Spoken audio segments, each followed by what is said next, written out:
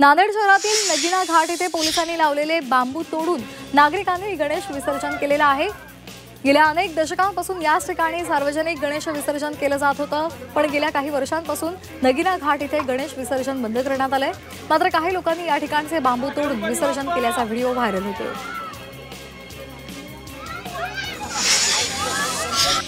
शनी शिंगणापूर देवस्थान विश्वस्त मंडळानं अभिषेक करण्यासाठी मानधन तत्वावर 5 पुरोहितांची नेमणूक केलेली आहे। भाविकांना देवस्थानकडे 100 रुपयांची अभिषेक पावती तयार करून पुरोहितांकडून अभिषेक करून घेता येणार आहे। त्याच्या अभिषेकासाठी पुरोहितांना स्वतंत्र दक्षिणा देण्याची आता गरज नाही।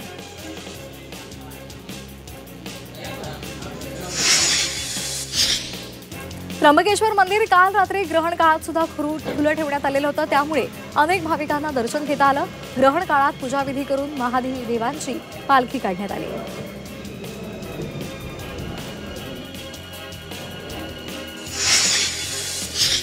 सोलापूर जिल्हा परिषदेमधील ग्रामपंचायत कर्मचाऱ्यांची 86 पदं रिक्त आहेत। ही पदं तत्काळ भरावीत, अन्यथा 16 सप्टेंबर पासून बेमुदत आमरण उपोषणाचा इशारा ग्रामपंचायत कामगार युनियननं दिलाय।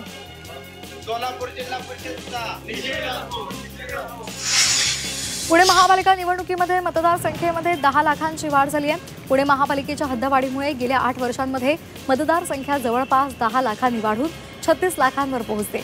2017च्या निवडणुकीमध्ये 26.34 लाख मतदार होते। सध्या अंदाजे 35.60 लाखांच्या घरात मतदार आहेत। अंतिम मतदार यादीनंतर ही संख्या 36 लाखांपर्यंत जाण्याची शक्यता आहे।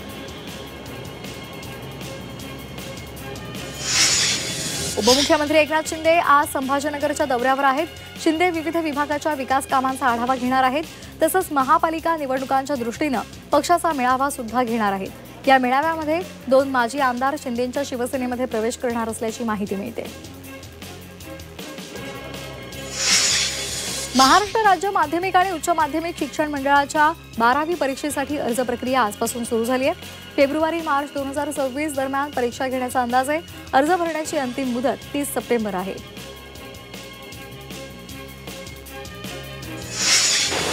नाशिकसह राज्यामध्ये 11 सप्टेंबरपर्यंत पावसाची उघडीप राहण्याची शक्यता आहे। नाशिक शहरामध्ये गेल्या वर्षीपेक्षा यंदा 7 सप्टेंबरपर्यंत 108 मिलीमीटरपेक्षा अधिक पर्जन्यमान झालं। सलग 4 दिवसांपासून शहरामध्ये जोरदार पाऊस झाला होता।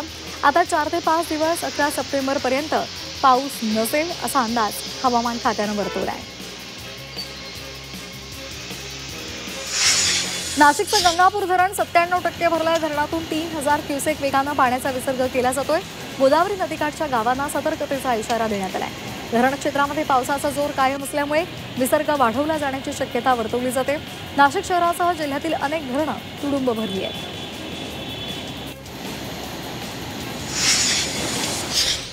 नाशिकमध्ये धरण परिसरामध्ये पावसाची संततधार सुरू आहे, त्यामुळे जलसंपदा विभागानं नांदूर मधनेश्वर धरणातून 28,000 क्युसेकनं पाण्याचा विसर्ग सुरू केलाय। गोदावरी नदीकाठच्या गावांना सतर्कतेचा इशारा दिलाय। सुरक्षित स्थळी स्थलांतर करण्याचं आवाहन सुद्धा करण्यात आलंय।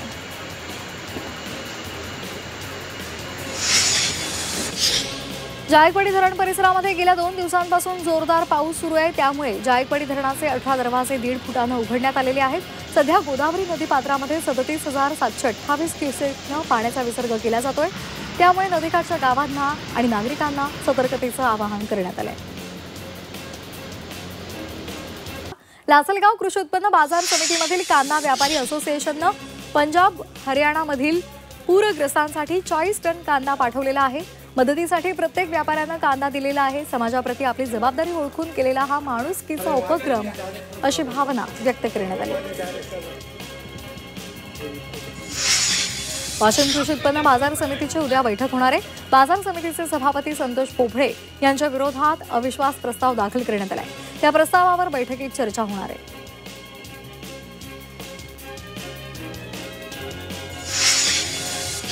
जलजीवन मिशन अंतर्गत वाशिमच्या अनेक गावांमध्ये नळाद्वारे पाणी पुरवठ्यासाठी काही महिन्यांपूर्वी कामं सुरू झालेली होती, मात्र गेल्या 4 ते 5 महिन्यांपासून निधी अभावी ही कामं पूर्ण झालेली नाहीत।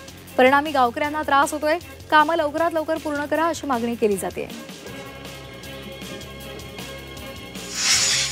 पुण्यामधील खडकी आणि हडपसर टर्मिनलवरून दिवाळी निमित्तानं झाशी आणि हिसारसाठी विशेष रेल्वे गाड्या सुरू करण्यात आलेल्या आहेत। गर्दी टाळण्यासाठी मध्य रेल्वेकडून ही साप्ताहिक सुपरफास्ट विशेष सेवा चालवली जाते। या गाड्या सप्टेंबर ते नोव्हेंबर 2025 या दरम्यान ठरलेल्या वेळापत्रकानुसार धावणार आहेत।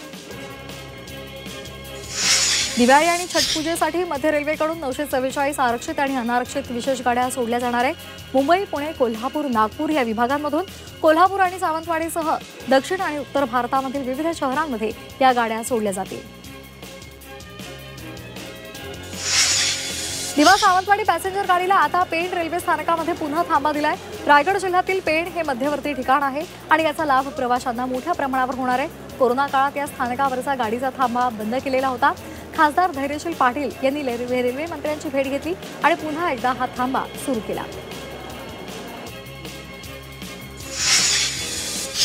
गेटवे ते JNPA जलमार्गावर ई-वॉटर टॅक्सी सेवा सुरू करण्याचा निर्णय JNPAने घेतलेला आहे। त्यानुसार 2 ई-वॉटर टॅक्सी सज्ज झाल्यात। 22 सप्टेंबरपासून या टॅक्सी सेवेला सुरुवात होणार आहे। म्हाडाच्या 149 दुकानांच्या लॉटरीला 16 सप्टेंबरपर्यंत मुदतवाढ देण्यात आली आहे। सुधारित वेळापत्रकानुसार इच्छुक अर्जदारांना ऑनलाईन नोंदणी आणि अर्ज करणं, कागदपत्र अपलोड करणं, अनामत रक्कम ऑनलाईन भरणं या प्रक्रियेसाठी मुदतवाढ देण्यात आली आहे।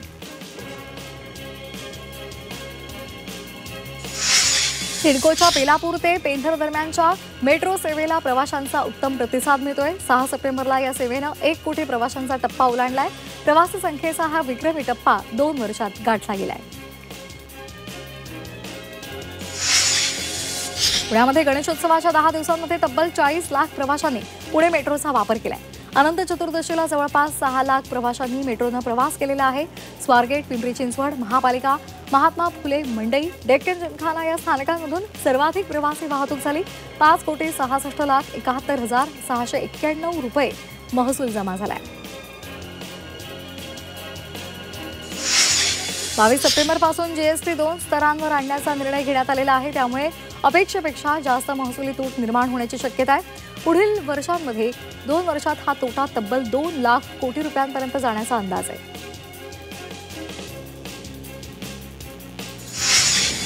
कृषी विभागामधील कर्मचाऱ्यांनी ऑनलाईन कामांसाठी लॅपटॉपची मागणी केली होती। यावेळी 13,000 कर्मचाऱ्यांना लॅपटॉप दिले जातील अशी घोषणा केली होती। मात्र प्रत्यक्षामध्ये लॅपटॉप ऐवजी टॅब दिले जात असल्यामुळे कर्मचारी आक्रमक झाले।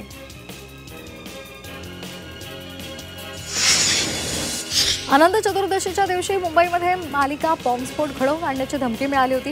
ही धमकी देणाऱ्या एका 50 वर्षीय व्यक्तीला नोएडामधून अटक झाली आहे। अश्विन कुमार सुप्रा असं या आरोपीचं नाव आहे। पुण्यामध्ये गणेशोत्सव विसर्जन मिरवणुकीमध्ये ध्वनी प्रदूषणामध्ये अंशतः घट झाली आहे। लक्ष्मी रस्त्यावर गणेशोत्सवाच्या विसर्जन मिरवणुकीमध्ये दिवसा ध्वनी प्रदूषणामध्ये घट झाली। मात्र रात्री काही चौकांमध्ये आवाज 100 डेसिबलच्या पुढे गेला होता।